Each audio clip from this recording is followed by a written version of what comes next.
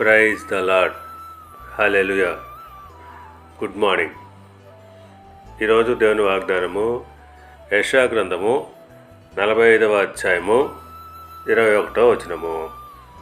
ఇశ్రాయేలు, నీవు నాకు సేవకుడవై ఉన్నావు, నేను నిన్ను మర్చిపోజాలను. ఆమేన్.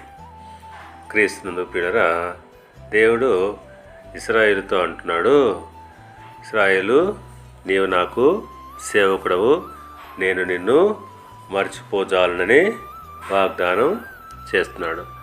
ఆ ప్రకారంగానే ఆయన తన సేవకులను ఎన్నిటికి కూడా విడిచిపెట్టడు, వారిని మర్చిపోడు. ఒకవేళ కొన్నిసార్లు ఆయన మనకు విముఖుడైనట్లుగా కనబడినప్పటికీ ఆయన మరలా మనలను తన శాశ్వతమైన ప్రేమతో సమకూర్చుకుంటాడు. యెషయా గ్రంథము 54వ అధ్యాయము 7వ వచనం ప్రకారంగా, నిమిషమాత్రము నేను నిన్ను విసర్జించి తిని గొప్ప వాత్సల్యంతో నిన్ను సమకూర్చెదను. అవును, ఒక నిమిషము మాత్రమే ఆయన మనను విడిచినప్పటికీ గొప్ప వాత్సల్యంతో దగ్గరికి తీసుకుంటాడు. కనుక పిల్లరా, ఆయన మనల్ని ఎన్నటికీ మర్చిపోజాలడు, ఎందుకంటే ఆయన మనలను ప్రేమిస్తున్నాడు.